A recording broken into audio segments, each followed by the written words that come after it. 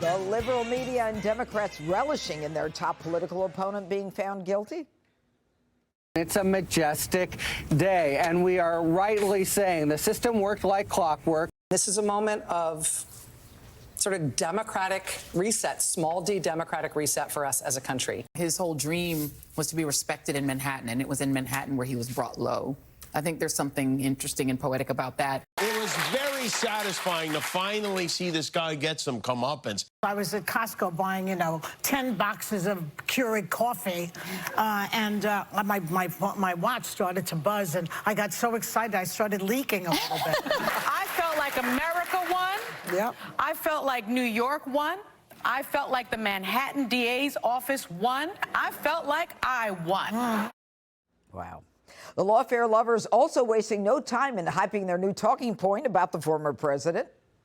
He is now a convicted felon. People really have to say to themselves, am I going to vote for a convicted felon? In the most simplistic way, from here on in, the other side has the ability to take the great brander and brand him in the most simplistic term, convicted felon. And that's powerful. I'm going to say something you've never, ever heard me say before, but Donald John Trump. Don't tell me.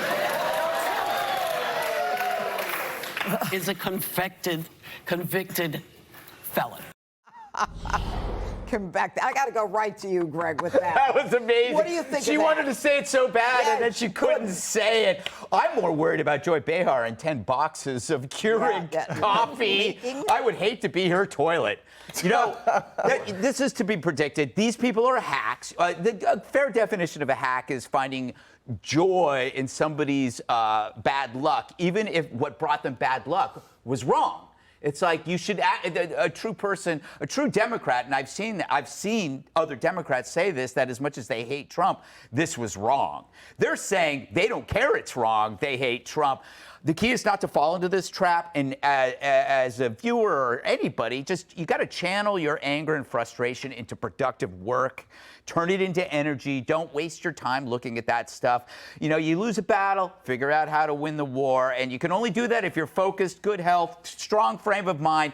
And it pays to note, none of these cranks and hacks were celebrating about something that directly benefits the average American. They weren't celebrating because they got rid of no cash bail or reduced inflation or fixed a porous border. They were rejoicing over their own mental state.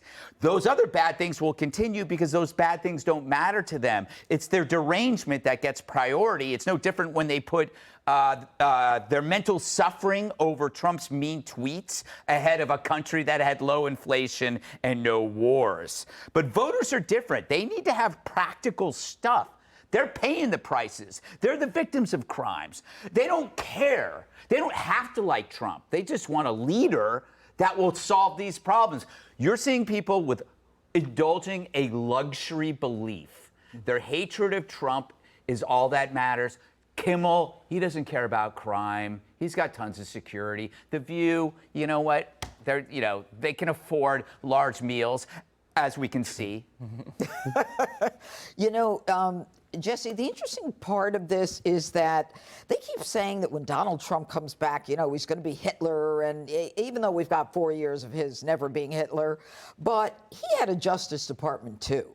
And when he first became president, people kept saying, lock her up for the email scandals and all the other stuff, the Clinton Foundation. They made Eric Trump take down, his charity for St. Jude.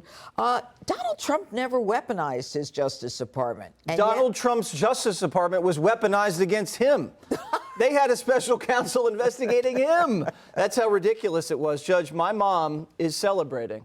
She texted me that she was dancing after the verdict, dancing. And then she kept all day sending me 34, 34, 34. Felony counts, Harold. You know exactly what I'm talking about. She's a grandmother. She's a grandmother. Get it together, Mom. Oh, my God.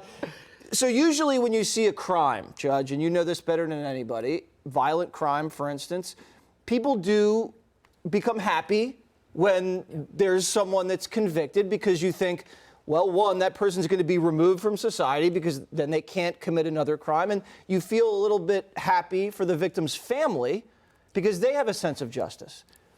who's the victim here? Why are they celebrating anything? There is no victim. Why are they happy? Who are they happy for? If anything, Donald Trump's the victim of this case. Permission to make an analogy. Permission granted. This is like Second. It's like someone taking a huge bong hit, holding it in, because you got to hold it in, right, Harold?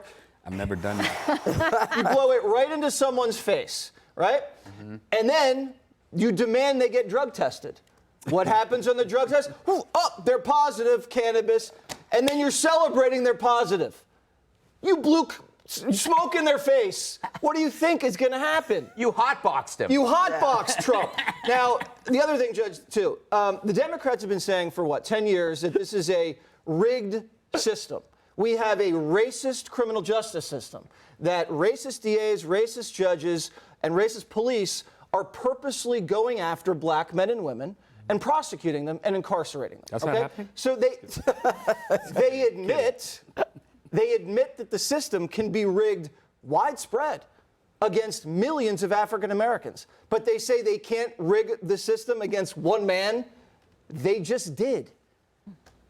No doubt about it. What do you think of Rachel Maddow saying that this is a moment of democratic reset? What do you think she's talking about? I don't know. I think that he's still high. I am not one. Just for the record, I've never done a drug in my life. But Me neither. You are a drug. Yeah. Let me sniff you, Harold. Yeah. Come here. I'm a basketball fan, and the greatest coach to ever coach college basketball was John Wooden, the great coach, late coach of UCLA, who once said, "You can never let praise or criticism get to you. It's a weakness to get caught up in either one." I think when people are down, my friends are down or having hardship. Some people run away from people. I run to my friends.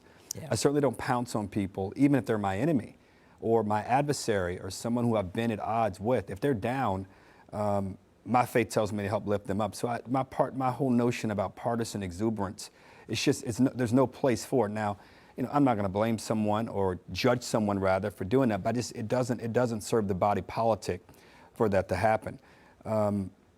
And whether it's the View, whether it's the people on the other side who are talking about things. I agree with you also on the rigged thing. I'm not one that believes that the criminal justice system is rigged because of examples of people being discriminated against. We should fix that, just like every police officer is not a bad police.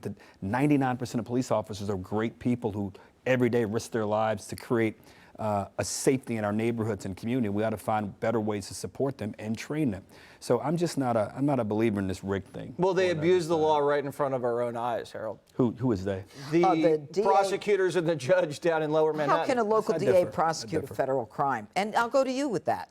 Okay, well, I will just say this. Whenever this stuff starts in Washington, there's always this conversation like, remember, whatever gets used by you is going to be used against you at some point. I think back to 2013 when Harry Reid said, we're blowing out the filibuster for all of these judges so we can put through the Obama nominees. 2017, when Republicans were in charge, they blew out the filibuster rule for the Supreme Court, and that's how 3 justices from President Trump ended up on the Supreme Court. Exactly. So if you think this is great the way it's been used this time, just be ready, because others are going to use it against you. Great point, Shannon. I try. Oh, you try to keep up with this really group. try? I try very hard just for that. The tit for tat has to stop at some point. Well, then fine, we get to arrest Michelle Obama. Fine. Fine, Harold. No. What's fair is fair. Go there. I had Donald Trump vowing to appeal the scam verdict, but will Alvin Bragg throw him in prison first? Click here to subscribe to the Fox News YouTube page to catch our hottest interviews and most compelling analysis. You won't get it anywhere else.